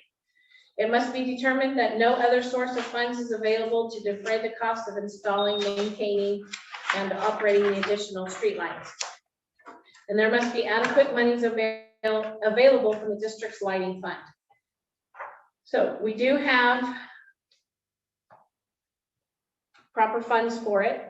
The Chumash do not pay property tax. So the $4,000 that we get from the property tax money, we get an average of $191,000 of property tax money to the district, and $4,000 of that goes into the street lighting fund to pay for the electric costs for the street lights that we have on Secunda. Mhm. So. But also, I understand you said that if there's not another source to pay for it, Yeah, who's paying for it now? Isn't that a source? the Chumash is paying for it now, yes. That's the, yes. And are they on Chumash property or are they on No. public property? They are on public property. Okay. Okay. And through conversations with Steve Bennett, the Summit Project Management person, I said, well, Jose had reached out. So with the first email, Jose reached out to Greg Lowe and said, hey, we're getting these streetlights. What do you guys think about paying for those? And Greg Lowe said, why are you getting our streetlight bill? And Jose said, well, we have streetlights, that's our power.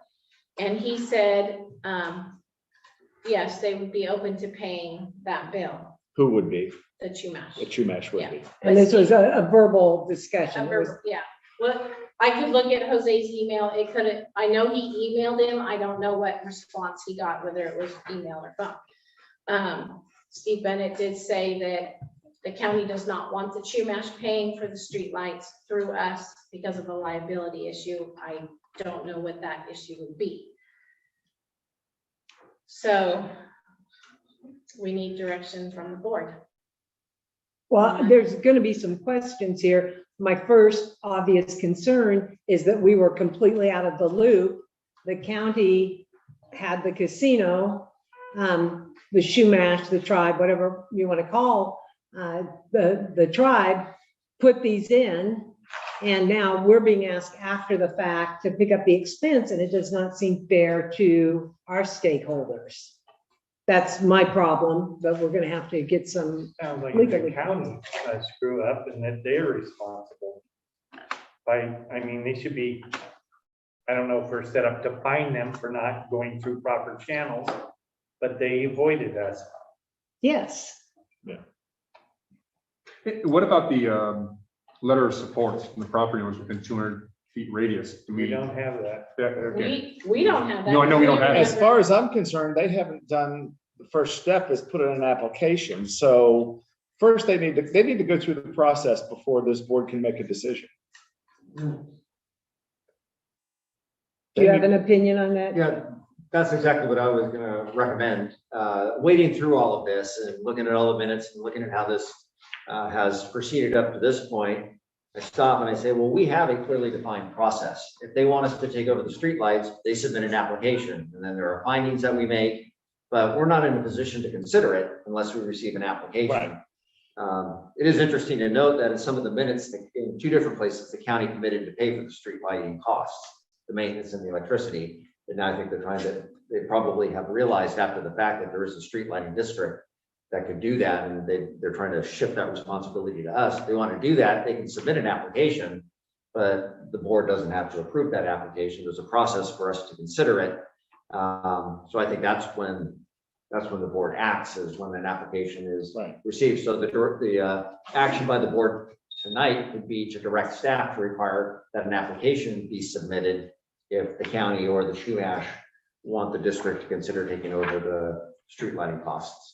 I would even take it one further, that we wait until they contact us again. I don't think we should reach out and spend staff hours saying, well, we talked and we need an application from you. I say we do nothing until they contact us, and then staff can inform them, here is the process to follow. I think you've already informed them that there's a process to follow. Yeah, he asked for a copy of the process. Okay. So I sent it to him. I don't think we should wait, because that just lets more water go under the bridge. And then that gives them more time to build excuses of why it wasn't done correctly and why we're supposed to take care of it. I say we let them know, like you have, the application needs to be set out, and please don't turn the damn things on until we have approval. Well, we're not paying the bill right now, and right now, the Chumash are paying the bill. Right, but we also don't have, our rules haven't been followed. You don't have the neighbors agreeing to this. Right. And nobody's concerns have been heard except the Indians who, it's not part of the reservation. Yeah. I do believe. But it was also a requirement of them building the cultural center. Right. So they've been informed. So I'm saying for us, we just wait and see. You've let them know what to do. So now we just wait for the application. Are you saying something different than that? Like just say, we talked about it and yeah, our resolution was right. Specifically in any of the communication.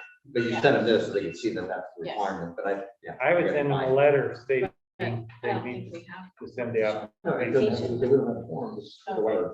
Okay, so what are you saying, Rick, in response to I'm sorry. Director Redfern? He thinks that we should contact them and encourage to get going on it. Formally with a Well, letter. We do have a recent email from the county saying, we want to turn this over to you. And I think it would be appropriate at this point to respond back to them that says, well, if you want us to take it over, you have to submit an application. We previously provided you with a copy of our policy that spells out the application requirements. And Would that do it? Yeah. Yeah, okay. And you've done that? I sent him what our policy states. What our He policy- wasn't aware that we okay. had a policy. Okay.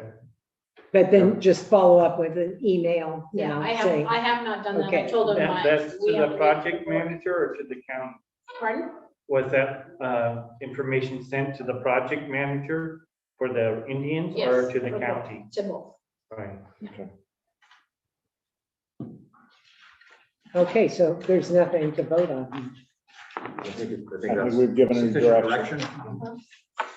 Okay.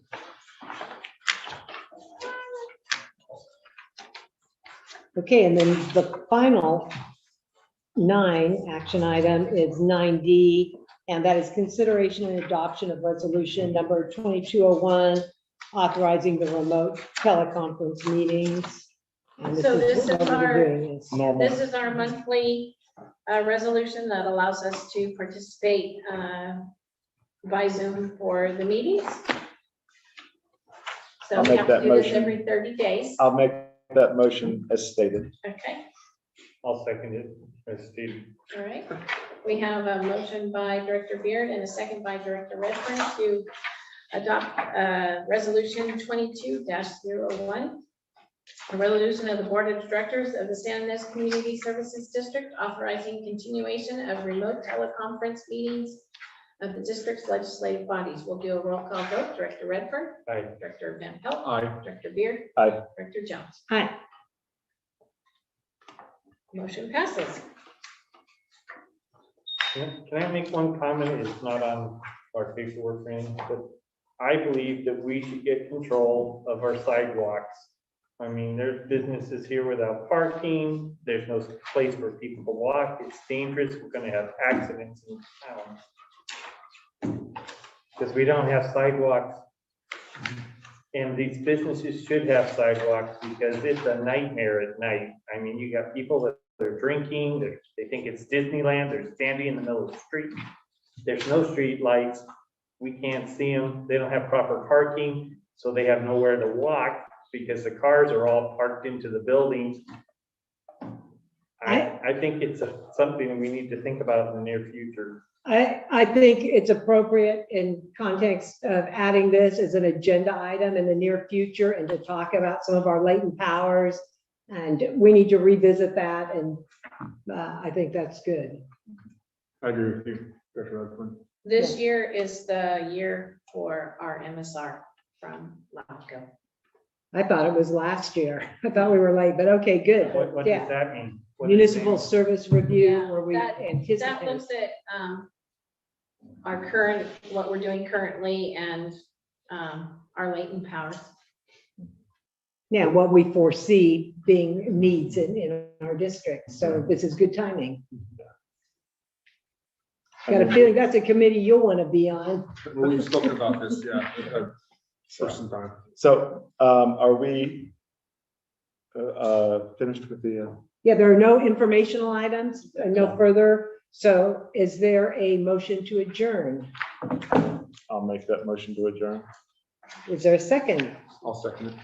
Okay, we have a motion by Director Beard and a second by Director Van Pelt to adjourn the meetings at 8:34. Thank you. Yes, Thank thank you. you, Mr. and Hi, Mrs. thank Ivy. you. We'll do a roll call Just vote. let me know, honey, you know where I live. Director Redford? I don't yet, but I will tomorrow. I'll give you a call. I won't be for the around Director Beard? All right. 11. Yes. And I'm sorry. Yes. your name- Yeah. Hi. Hi. On my way out the door. Hi. Okay. Don't leave, you need to get your Pleasure to check. meet you both. And let's see if these need to be signed. These are all signed, Wendy. Saving on the heating bill. I actually was too. I was gonna close the door. I was told to. Thanks, Rick, for coming. You're welcome. Appreciate Do you guys want your check? it. Michael. I don't Did you know. guys Me, yeah. Did you guys get your checks? Do I get another one? I'll take two. Well, I need the bottom piece. Oh. Don't be stealing that thing. We'll talk, but, yeah, latent powers are something to be careful with. Yes. Enterprise funds, you get to collect, from a customer who's paying for service. Sidewalks, think about it. No, Parks or Oh, something. here, you want this one? well, Oh. Well, we'll talk about it. yeah, No, it's good to talk about. And, Oh, yeah.